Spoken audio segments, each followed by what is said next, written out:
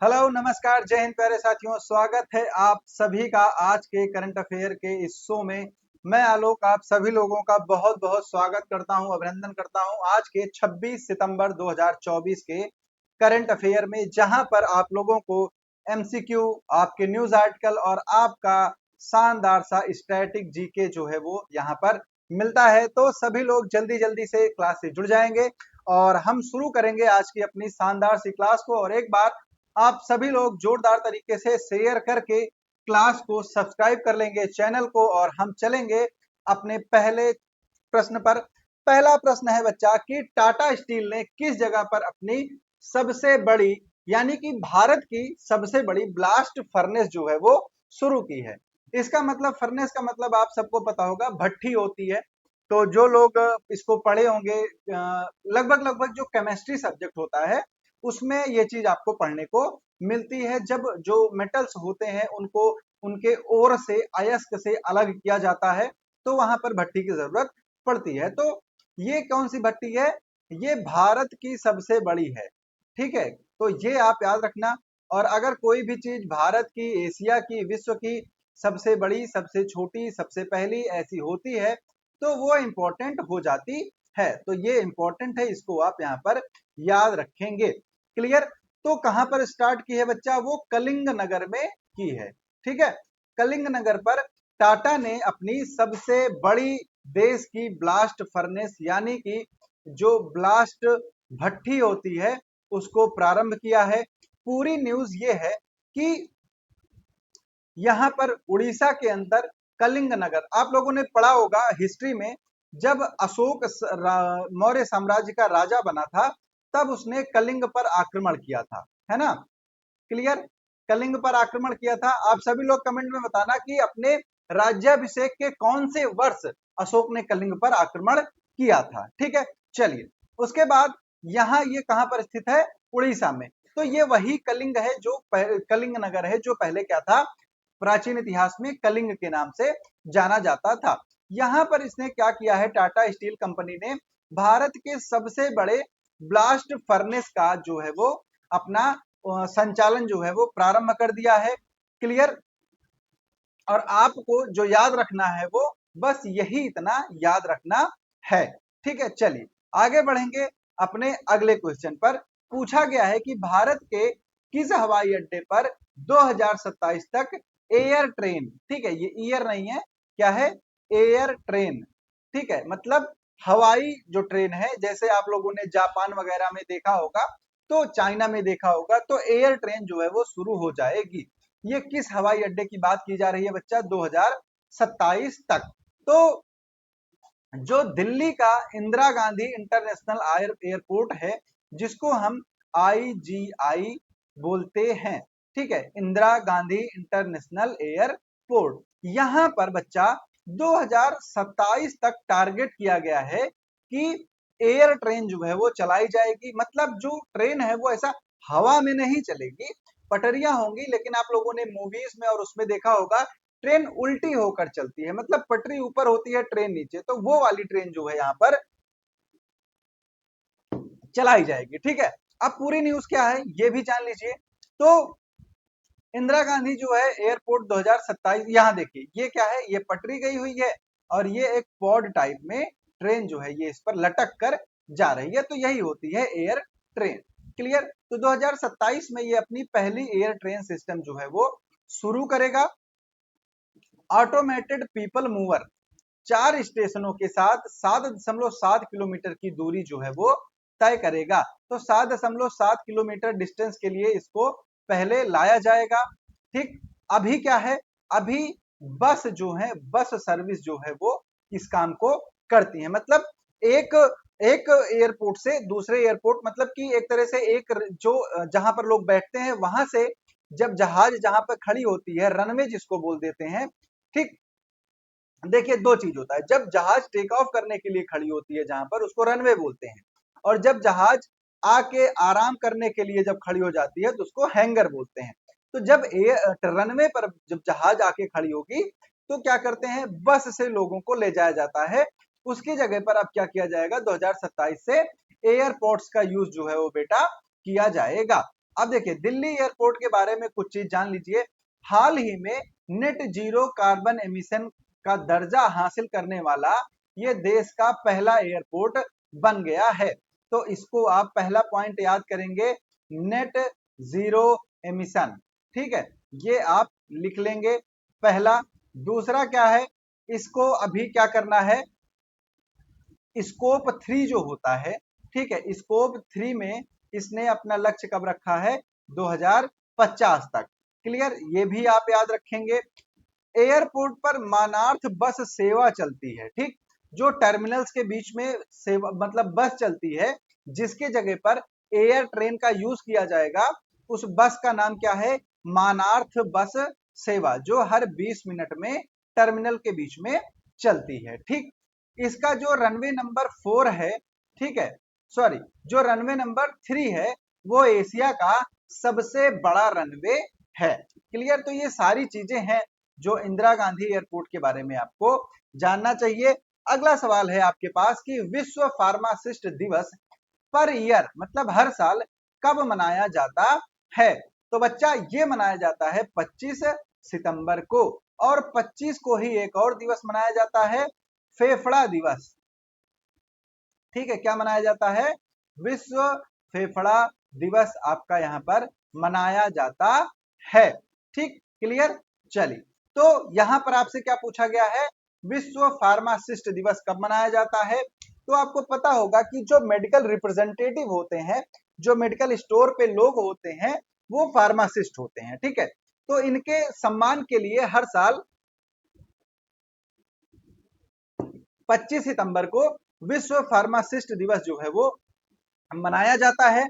इसकी थीम जो है इस बार की, वो क्या है, pharmacist meeting global health needs. ठीक, क्लियर, ये थीम आप याद रखेंगे।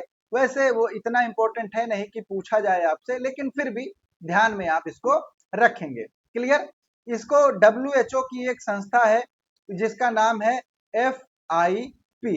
ठीक है, इसका पूरा नाम क्या है, इंटरनेशनल फार्मास्यूटिकल फेडरेशन। इसके द्वारा ये मनाया जाता है।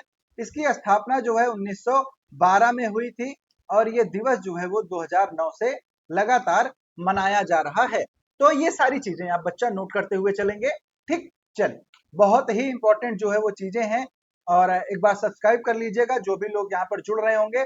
चलिए, फिर इसके बाद आपसे पूछा गया है कि अंत्योदय दिवस निम्नलिखित में से किस महापुरुष की जयंती के रूप में मनाया जाता है। ठीक है, तो महात्मा गांधी का आप सभी लोगों को पता है 2 अक्टूबर को मनाया जाता है ना। पंडित दीनदयाल उपाध्याय, इनका जो जयंती है, इसको मनाया जाता है बच्चा अंत्योदय दिवस के नाम से। ठीक है, किसके नाम से, अंत्योदय दिवस। ठीक, क्लियर। तो अंत्योदय दिवस किसके लिए मनाया जाता है, पंडित दीनदयाल उपाध्याय के लिए मनाया जाता है। समझ में आया। अटल बिहारी वाजपेयी जी का है क्या है, 25 दिसंबर। इसको हम मनाते हैं सुशासन दिवस। ठीक है, क्या मनाते हैं, सुशासन दिवस के रूप में मनाते हैं। ये आप यहाँ पर याद रखेंगे। और अंत्योदय दिवस 25 सितंबर को मनाया जाता है, ये भी आप यहाँ पर याद रखेंगे। ठीक, अब देखिए ये क्या है, इनका जन्म जो हुआ था, ये इनका जन्म हुआ था चंद्रबान गांव में 1916 में। इन्होंने एक प्रकाशन निकाला था जिसका नाम था बच्चा राष्ट्र धर्म। तो ये चीज आप यहाँ पर याद रखेंगे, ये इंपॉर्टेंट है। और ये कहते हैं कि ये ट्रेन से जा रहे थे और जौनपुर तक ये जीवित मिले थे, और उसके बाद ये क्या थे, इन ट्रेन से इनकी क्या हुई, मृत्यु हो गई। पटरी के बगल में इनकी बॉडी मिली थी। तो कुछ लोग का मानना है कि किसी ने इनको क्या किया था, ट्रेन से धक्का दे दिया था। ठीक है, तो ऐसी स्थिति में इनकी रहस्यमय तरीके से मृत्यु हो गई थी। फिर उसके बाद आपके पास है कि भारत का सबसे बड़ा व्यापारिक साझेदार निम्नलिखित में से कौन है। यहाँ पे बहुत लोग फंसेंगे, ये मेरा दावा है। आपके पास ऑप्शन है चीन, रूस, नेपाल और श्रीलंका। तो भारत का सबसे बड़ा व्यापारिक साझेदार, जहां पर भारत क्या है, प्लस में है। ठीक, मतलब व्यापारिक लाभ में है, घाटे में नहीं है। तो वो कौन सा देश है, तो बच्चा वो देश है नेपाल। ठीक है, भारत नेपाल का सॉरी नेपाल जो है वो भारत का सबसे बड़ा व्यापारिक साझेदार बनकर उभरा है, ये बताया है जो कस्टम विभाग होता है उसने। ठीक है, तो कस्टम विभाग ने बताया कि नेपाल भारत का सबसे बड़ा व्यापारिक साझेदार है। ठीक, नेपाल का व्यापारिक घाटा टोटल कितना है? 237.45 बिलियन नेपाली रुपया। क्लियर, तो ये आपको यहाँ पर याद रखना है, ये इंपॉर्टेंट है। और यहाँ पर आपको फंसाएगा हमेशा और आपको लगेगा चीन होगा, रूस होगा, फ्रांस होगा, अमेरिका होगा, लेकिन है कौन? नेपाल है। ठीक, अगर बात करें नेपाल की, तो राजधानी क्या है बच्चा? काठमांडू है। मुद्रा क्या है? नेपाली रुपया है। राष्ट्रपति कौन है? रामचंद्र पैडोल है। प्रधानमंत्री कौन है? केपी शर्मा ओली यहाँ के प्रधानमंत्री हैं। नेपाल जो है वो भारत और चीन के बीच में क्या करता है? भारत और चीन के बीच में बच्चा एक बफर स्टेट के रूप में काम करता है। और विश्व की सबसे ऊंची चोटी माउंट एवरेस्ट जो है वो कहां पर स्थित है? माउंट एवरेस्ट नेपाल में स्थित है। और एक व्यक्ति हैं जिनका नाम है कामी रीटा शेरपा। ठीक है, क्या नाम है? कामी रीटा शेरपा। इनके नाम 30 बार माउंट एवरेस्ट को फतेह करने का रिकॉर्ड भी है। इनको एवरेस्ट मैन के नाम से भी जाना जाता है। ठीक है, किस नाम से? एवरेस्ट मैन के नाम से जाना जाता है। ये भी कहां के हैं? नेपाल के ही हैं। ठीक, चलिए आगे चलते हैं। हाल ही में जारी एशिया पावर इंडेक्स में भारत की रैंक क्या है? ठीक, पहली, दूसरी, तीसरी और चौथी। तो बच्चा भारत की जो रैंक है वो है तीसरी। अभी तक भारत क्या था? चौथे नंबर पर था, लेकिन अब इसकी रैंक जो है सुधर कर क्या हो गई है? थर्ड हो गई है। तो एक लेवी नामक संस्था है, ये लेवी नामक संस्था जो है वो लगभग लगभग 27 देशों का क्या करती है? आकलन करती है और 27 देशों का आकलन करके बताती है कि जो सबसे पावरफुल देश हैं वो कौन से हैं। तो भारत इसमें बच्चा कौन सा हो गया है? तीसरा देश हो गया है। पहले नंबर पर आपका क्या है? यूएसए है। दूसरे नंबर पर कौन सा है? चीन है। तीसरे नंबर पर कौन सा है?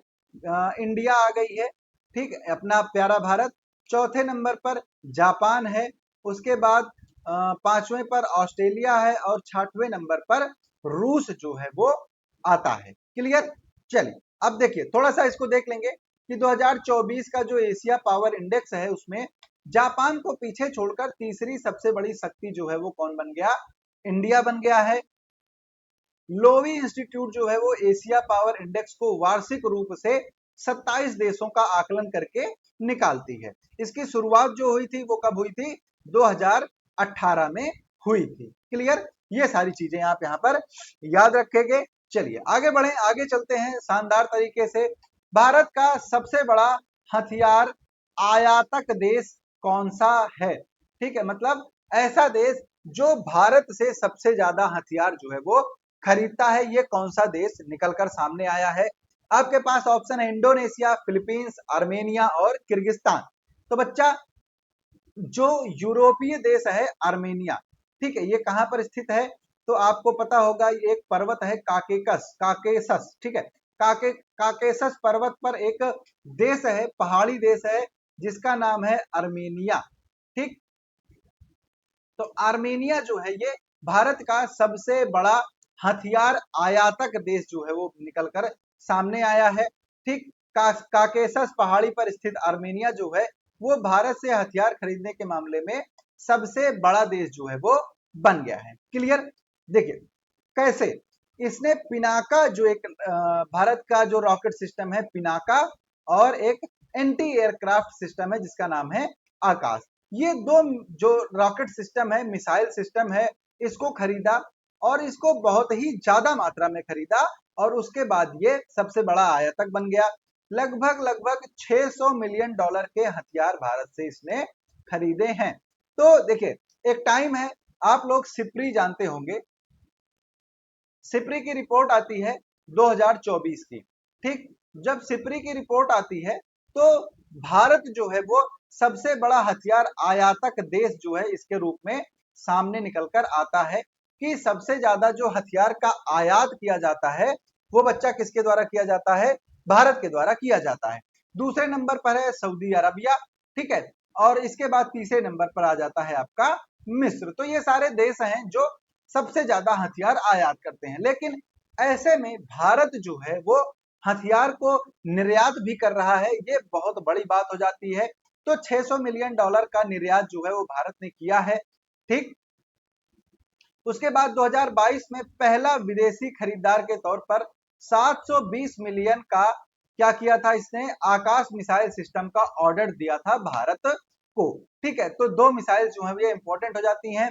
यहां पर अगर आप देखें सिप्री की रिपोर्ट को, तो दुनिया के सबसे बड़े हथियार आयातक मतलब जो मंगवाते हैं, ठीक है, तो इसमें कौन है? भारत है, सऊदी अरब है, फिर उसके बाद आपका कतर है, ऑस्ट्रेलिया है और चाइना है। तो ये सारे कौन से हैं? हथियार आयातक देश हैं जो मंगाते हैं। और निर्यातक मतलब बेचने वाले देश कौन कौन से हैं? अमेरिका है, फ्रांस है, जर्मनी है, रूस है और चीन है, ठीक है। तो ये 5 टॉप जो देश हैं वो निर्यात करने वाले देश यहाँ पर हो जाते हैं। ये रिपोर्ट कौन जारी करता है? सिप्री एक संस्था है वो जारी करती है इस रिपोर्ट को, ठीक। और एक होता है फायर पावर इंडेक्स, ठीक है। क्या है? Fire power index. इसमें बताया जाता है कि कौन से देश की सेना सबसे शक्तिशाली है। तो पहले नंबर पर आप सबको पता है यूएसए है, दूसरे नंबर पर चाइना है बच्चा, तीसरे नंबर पर रसिया है और चौथे नंबर पर यहाँ पर कौन है? इंडिया जो है वो हो जाता है। तो शक्तिशाली सेना के रूप में अगर देखा जाए तो भारत चौथे स्थान पर यहाँ पर होता है। तो ये सारी चीजें आप यहाँ बच्चा नोट कर लेंगे। फिर आपसे पूछा गया है संयुक्त राष्ट्र की स्थापना निम्नलिखित में से किस वर्ष में की गई थी? तो बच्चा संयुक्त राष्ट्र की स्थापना का सवाल जो है निकलकर सामने क्यों आया है? क्योंकि अभी हाल ही में समिट ऑफ द फ्यूचर का आयोजन किया गया, जिसको प्रधानमंत्री नरेंद्र मोदी ने संबोधित किया था। क्लियर? तो आप सबको बताना है कि इसकी स्थापना कब की गई थी। सभी लोग कमेंट बॉक्स में जल्दी जल्दी से इसका आंसर देंगे। तो बच्चा संयुक्त राष्ट्र की जो स्थापना है वो 1945 में की गई थी, ठीक है। ये आप सबको अच्छे से पता होगा, बहुत ही आसान क्वेश्चन था। तो अभी क्या हुआ? 19वीं संयुक्त राष्ट्र महासभा को संबोधित किया किसने? हमारे प्रधानमंत्री मोदी जी ने, ठीक। तो संबोधित इन्होंने किया, इसलिए संयुक्त राष्ट्र जो है वो थोड़ा सा इंपॉर्टेंट यहाँ पर हो जाता है। क्लियर? चलो अब इसको समझ लेंगे। तो नरेंद्र मोदी ने समिट ऑफ द फ्यूचर को संबोधित किया। आयोजन कहां पर हुआ था? ये बहुत ही इंपॉर्टेंट हो जाता है। तो आयोजन हुआ था न्यूयॉर्क में। थीम इसकी क्या थी? ये भी इंपॉर्टेंट है। थीम थी बेहतर कल के लिए बहुपक्षीय समाधान। उसके बाद आप बात करें तो इसकी स्थापना संयुक्त राष्ट्र की हुई थी 1945 में। एंटोनियो गुटेरस इसके कौन है? महासचिव हैं अभी पर। वर्तमान में 193 देश इसके सदस्य हैं और इसका मुख्यालय कहां पर है? न्यूयॉर्क में स्थित है। क्लियर? यहाँ अगर आप देखेंगे तो जनरल असेंबली होती है, मान यानी कि ये क्या है? एक राष्ट्र की महासभा है, इसमें 193 देश हैं और एक देश का वोट जो है वो एक मत के बराबर होता है। फिर इसी की संयुक्त राष्ट्र सुरक्षा परिषद होती है, जिसमें 5 परमानेंट मेंबर हैं और बाकी परमानेंट नहीं है, ठीक है। वो क्या होते हैं? पर्यवेक्षक राष्ट्र के रूप में 2-2 साल के लिए बनते रहते हैं। क्लियर? उसके बाद क्या है? इकोनॉमिक एंड सोशल काउंसिल है, इंटरनेशनल क्रिमिनल कोर्ट है, इंटरनेशनल कोर्ट ऑफ जस्टिस है। तो ये सारी चीजें हैं, जैसे FAO हो गया, यूनेस्को हो गया, WHO हो गया, WTO हो गया, ये सब किसके हैं? UN के क्या है? एक पार्ट है, ठीक है। चलिए, तो समझ में आई चीजें। चलो आगे बढ़े बच्चा, आगे बढ़ते हैं अगले क्वेश्चन पर।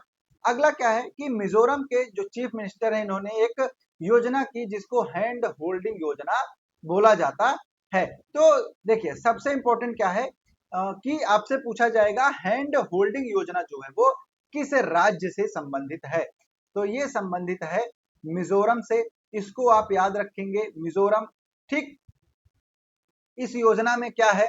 इस योजना में है कि उद्यमियों और किसानों को 50 लाख रुपए तक जमानत मुक्त ब्याज मुक्त ऋण जो है वो दिया जाएगा। तो इसकी सीमा कितनी है? 50 लाख की है। इसमें मतलब बिना सिक्योरिटी डिपॉजिट के और बिना इंटरेस्ट के ये जो लोन है वो प्रदान किया जाएगा। ठीक, क्लियर। तो ये सारी चीजें हैं। हाँ, इसका एक नाम और है, बाना कैह। ये वहां का क्या है, लोकल नाम है। ठीक है, क्या नाम है, बाना के। तो ये आप यहाँ पर बच्चे इसको याद रखेंगे। तो जो टू द पॉइंट चीज है वही लिखना, फालतू की राम कहानी लिखने की जरूरत नहीं है। उसके बाद मंत्रिमंडल ने कुछ नियुक्तियां की हैं, इन नियुक्तियों को आप देख लेंगे। तो सबसे पहले नेशनल क्राइम रिकॉर्ड ब्यूरो। ठीक है, नेशनल क्राइम रिकॉर्ड ब्यूरो का महानिदेशक जो है वो नियुक्त किया गया है, किसको, आलोक रंजन को। आप मेरा नाम याद रख लीजिए, आलोक नाम है तो आपको ये याद हो जाएगा। ठीक है, तो आलोक रंजन को एनसीआरबी का निदेशक नियुक्त किया गया है। ये पहले हो जाते हैं। दूसरा क्या है, दूसरा आप सब लोगों का सपना भी होगा, जो सरदार वल्लभ भाई पटेल आईपीएस ट्रेनिंग एकेडमी है, वहां का जो निदेशक नियुक्त किया गया है वो नियुक्त किया गया है अमित गर्ग को। ठीक है, किसको नियुक्त किया गया है, अमित गर्ग को। सरदार वल्लभ भाई पटेल पुलिस, राष्ट्रीय पुलिस एकेडमी, इसका जो निदेशक है वो नियुक्त किया गया है। ठीक, अब देखिए एनसीआरबी की स्थापना कब की गई थी, 11 मार्च 1986 को। मुख्यालय कहाँ है, नई दिल्ली, भारत में। फिर उसके बाद राष्ट्रीय पुलिस अकादमी की स्थापना कब की गई थी, 15 सितंबर 1948 को। इसका मुख्यालय कहाँ है, शिवरामपल्ली, हैदराबाद, तेलंगाना में स्थित है। यहाँ पर क्या होता है, जो आईपीएस होते हैं इनकी ट्रेनिंग जो है वो कराई जाती है। क्लियर, चलिए आगे क्या है, 55वां भारतीय अंतरराष्ट्रीय फिल्म महोत्सव जो है वो गोवा में मनाया जाएगा। कब से, 20 से 28 सितंबर तक बच्चा ये धूमधाम से चल रहा है। ये क्या है, एक फिल्म महोत्सव है जो आयोजित किया जाता है हर साल। तो इस बार संस्करण कौन सा है, 55वां है। अब यहाँ पर इंपॉर्टेंट चीजें क्या है कि सूचना एवं प्रसारण मंत्रालय के सचिव कौन है, संजय जाजू। क्लियर, गोवा के मुख्य सचिव कौन है, पुनीत गोयल हैं। गोवा के मुख्यमंत्री कौन है, प्रमोद सावंत हैं। और सबसे इंपॉर्टेंट क्या है, आईएफएफआई के निदेशक कौन है, तो वो शेखर कपूर हैं। ठीक है, तो ये चारों चीजें आप बढ़िया से याद कर लेंगे और नोट भी कर लेंगे। ठीक है, चलिए उसके बाद प्रत्याशा रे को एकलव्य पुरस्कार 2024 जो है वो प्रदान किया गया। तो ये क्या है, एक तैराक है। ठीक है, ये क्या करती हैं, तैराकी से संबंधित है। तो ये कहां से निवास करती हैं, उड़ीसा से। और इनको क्या है, एकलव्य पुरस्कार के लिए चुना गया है। एकलव्य पुरस्कार जो है बच्चा वो 1993 से प्रदान किया जा रहा है। ठीक है, चलिए इसके साथ साथ धावक डोंडापति मृत्युम जयराम और बैडमिंटन खिलाड़ी तन्वी पत्री को भी ये पुरस्कार जो है वो दिया जाएगा। इसके अंतर्गत इन लोग को 1.5 लाख रुपए प्रदान किए जाएंगे, साथ में प्रशस्ति पत्र और मेडल भी दिया जाएगा। तो देखिए सिंपल सी बात है कि यहाँ पर पैसा और मेडल ये सब इंपॉर्टेंट नहीं होता है। आपने देश के लिए, आपने अपने परिवार के लिए, अपने माता पिता के लिए, अपने गुरु के लिए अगर कुछ किया है तो वो सबसे बड़ी बात हो जाती है। जैसे अभी आपका कोई एग्जाम निकल जाए बच्चा, तो क्या होगा, तो वो अगर उसके बाद आपको कोई 2-4 लाख इनाम दे दे तो वो आपके लिए मैटर नहीं करेगा, क्योंकि आपको पता है कि जो एग्जाम निकाल के आपने जो चीज हासिल किया है वो पैसे वगैरह से उसका कंपेयर किया ही नहीं जा सकता है। ठीक है, तो ये चीजें हैं। जब आपके माँ बाप का सर जो है वो गर्व से उठ जाए आपकी वजह से, तो उस दिन सारी दौलत, सारी शोहरत, सारा पैसा, सारा रुपया, सब कुछ व्यर्थ हो जाता है। बस मूल्य किसका रह जाता है, उस पल का, उस समय का, जब आपने अपने माता पिता को गौरवान्वित किया है। तो बहुत इंपॉर्टेंट चीज हो जाती है और इसी को ध्यान में रख के हमेशा आप लोग मेहनत करते रहना। एकलव्य पुरस्कार की घोषणा 1993 में की गई थी। ये एक धर्मार्थ संस्था है जिसका जो प्रबंधन है वो IMFA के द्वारा किया जाता है। ये इंपॉर्टेंट नहीं है, अवार्ड कब से स्टार्ट हुआ है ये आप यहाँ पर याद रखेंगे। ठीक है, चलिए उसके बाद अब आ जाएंगे अपने भयंकर वाले शो पर, जिसको हम वन लाइनर बोलते हैं। और वन लाइनर में फटाफट से एकदम बुलेट ट्रेन की तरह हम चलेंगे यहाँ पर। ठीक है, चलिए तो शुरू करें। ठीक है, तो पहला है कि एशिया पावर इंडेक्स 2024 में भारत की रैंक क्या है बच्चा, तीसरी है। किस एयरपोर्ट का नाम जगत गुरु संत तुकाराम महाराज के नाम पर किया गया है? कल का करंट अफेयर याद कीजिए, कल के करंट अफेयर में मैंने करवाया था, पुणे एयरपोर्ट का नाम जो है वो संत तुकाराम महाराज के नाम पर कर दिया गया है। मनकीडिया समुदाय को किस राज्य में विशेष आदिवासी समूह का दर्जा यानी कि पीवीटीजी का दर्जा जो है वो दिया गया है? वो बच्चा दिया गया कहां पर? उड़ीसा में। विश्व फार्मासिस्ट दिवस प्रतिवर्ष कब मनाया जाता है? अभी बता के आ रहा हूं, ये 25 सितंबर को मनाया जाता है। 41वें तटरक्षक भारतीय तटरक्षक कमांडर के सम्मेलन का उद्घाटन किसके द्वारा किया गया? तो ये हमारे रक्षा मंत्री के द्वारा किया गया। वो कौन है? वो है राजनाथ सिंह। उसके बाद किस केंद्रीय मंत्री ने CSIRT पावर का उद्घाटन किया? उन्होंने किया है मनोहर लाल खट्टर ने। विश्व फेफड़ा दिवस कब मनाया जाता है? तो बच्चा ये मनाया जाता है 25 सितंबर को। उसके बाद हांगजो ओपन 2024 का पुरुष युगल खिताब किन लोगों ने जीता? तो जीवन निधु नचेजियान और विजय सुंदर प्रशांत ने इसको जीता है। ठीक है, चलिए अब अपना एक और स्पेशल स्टैटिक जीके। तो मैंने आप लोगों के लिए हमेशा कुछ इंपॉर्टेंट चीजें रखी हैं, जैसे आज एक संयुक्त राष्ट्र महासभा की बात हुई थी, तो इसकी चर्चा हम यहाँ पर करेंगे। ठीक है, इसकी अध्यक्षता जो है वो 5 वर्षों में, तो सॉरी, जो 5 भौगोलिक समूह हैं, जो मतलब महाद्वीप हैं, उनमें क्या करती है, देशों के बीच में ये क्या करती है, साइकिल के उसमें ट्रांसफर होती रहती है। ठीक, मुख्यालय कहाँ है इसका? मुख्यालय है बच्चा इसका न्यूयॉर्क में। इसकी स्थापना कब हुई थी? 1945 में। इसमें देश कुल कितने हैं, मतलब सदस्य कितने हैं? 193 हैं। अध्यक्ष कौन है? फिलेमोन यांग इसके अध्यक्ष हैं। तो ये अध्यक्षता जो है ये साइक्लिक उसमें घूमती रहती है। 4 अक्टूबर 1977, ये डेट आप याद रख लीजिएगा। ठीक है, 4 अक्टूबर 1977 को अटल बिहारी वाजपेयी ने पहली बार हिंदी भाषा में संयुक्त राष्ट्र महासभा को संबोधित किया था और भारत का जो सर है वो गर्व से ऊंचा कर दिया था। तो ये इतिहास में पहली बार था जब किसी नेता ने हिंदी में अपना भाषण जो है वो दिया था। क्लियर?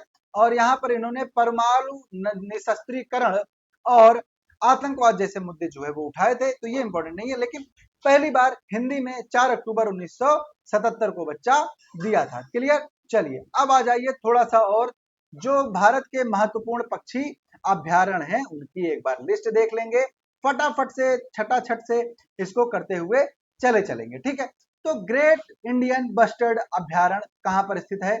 महाराष्ट्र में स्थित है। सब लोग बोलेंगे हाँ जी। फिर उसके बाद नालाबाना पक्षी अभ्यारण्य कहां पर स्थित है? उड़ीसा में स्थित है। सभी लोग बोलेंगे हाँ जी। फिर हरिके झील अभ्यारण्य कहां पर है? तो हरिके बैराज कहां पर है? पंजाब में। तो ये आसानी से याद हो जाएगा। केवला देव राष्ट्रीय उद्यान भरतपुर पक्षी अभ्यारण्य बहुत ही आसान है, राजस्थान में है। फिर उसके बाद कांजीर नकुलम पक्षी अभ्यारण्य कहां पर स्थित है? तमिलनाडु में स्थित है। कीताम या फिर कीतम पक्षी अभ्यारण्य कहां स्थित है? सिक्किम में। नवाबगंज उत्तर प्रदेश में। आसन बैराज पक्षी अभ्यारण्य उत्तराखंड में स्थित है। रायगंज वन्य जीव अभ्यारण्य और कुलिक पक्षी अभ्यारण्य बच्चा कहां पर स्थित है? पश्चिम बंगाल में स्थित है। उसके बाद कोलेरू पक्षी अभ्यारण्य आंध्र प्रदेश में स्थित है। ओखला कहां पर है? तो ये दिल्ली और यूपी में मिलाकर स्थित है। फिर उसके बाद सलीम अली पक्षी अभ्यारण्य गोवा में स्थित है। नल सरोवर पक्षी अभ्यारण्य गुजरात में स्थित है। भिंडावास वन्य जीव अभ्यारण्य हरियाणा में स्थित है। बांदली वन्य जीव अभ्यारण्य हिमाचल प्रदेश में स्थित है। उधुआ झील अभ्यारण्य झारखंड में स्थित है। बांकेपुर मोर संरक्षण रिजर्व कर्नाटक में स्थित है। काडालुंडी पक्षी अभ्यारण्य केरल में स्थित है। और करेरा बस्टर्ड अभ्यारण्य आपका कहां पर? मध्य प्रदेश में स्थित है। तो ये सारे क्या हैं? पक्षी अभ्यारण्य है। आपसे डायरेक्ट जो है पेपर में पूछा जाता है और स्थान पूछ लिया जाता है। ठीक है, तो ये आज का पूरा धुआंधार तरीके से आपका करंट अफेयर जो है वो खत्म होता है, बिना किसी बकैती के, बिना किसी फालतू बकवास के। तो ये इसीलिए है कि आपका जो करंट अफेयर का टाइम है वो सेव हो सके, फालतू इधर उधर में टाइम वेस्ट ना हो। इसकी पीडीएफ आप डिस्क्रिप्शन से टेलीग्राम लिंक डाउनलोड करके या फिर व्हाट्सएप चैनल पे आप इसको ले सकते हैं। और अगर आप लोगों का कोई क्वेश्चन है, कोई सवाल है, तो आप बेझिझक बेधड़क उसको पूछ सकते हैं, वो सॉल्व किया जाएगा धड़ाक से। और यहाँ तक वीडियो में अगर आप लोग बने थे तो बच्चा एक बार चैनल को सब्सक्राइब कर लीजिएगा, लाइक कर दीजिएगा और शेयर कर दीजिएगा। मिलते हैं अपने शानदार से अगले सेशन में, तब तक के लिए आप सभी लोगों को प्यार भरा नमस्कार। जय हिंद, जय भारत।